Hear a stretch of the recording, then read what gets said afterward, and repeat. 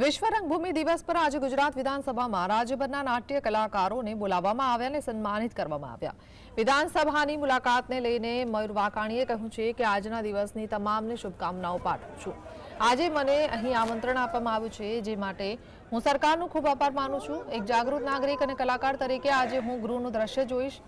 વિક્રમ ઠાકોરના મુદ્દે તેમણે કોઈ ટિપ્પણી કરવાનું ટાળ્યું, જો કે કૃણાલ કામરાના મુદ્દે તેમણે પોતાના વિચારો વ્યક્ત કર્યા। તેમણે કહ્યું કે કલા એ સમાજનું દર્પણ છે। જેમ મોર કળા કરતો હોય છે ત્યારે સૌ કોઈ તેને જોતા હોય છે, પરંતુ કળા કરતો ઊંધો થઈ જાય તે યોગ્ય નથી। કલાકારોએ સ્થિત પ્રજ્ઞ થઈને કલા રજૂ કરવી જોઈએ।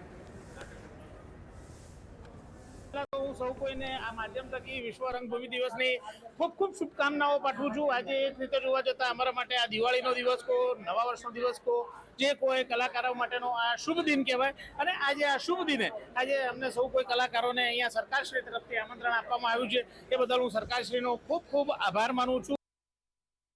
ગુજરાતમાંથી દરેક જિલ્લાઓમાંથી કલાકારો વિધાનસભા આવી રહ્યા છે, પોતપોતાનું રજીસ્ટ્રેશન કરાવી રહ્યા છે અને આજના કાર્યક્રમમાં લગભગ 12:30 બધા વિધાનસભા સત્ર જોવા જશે।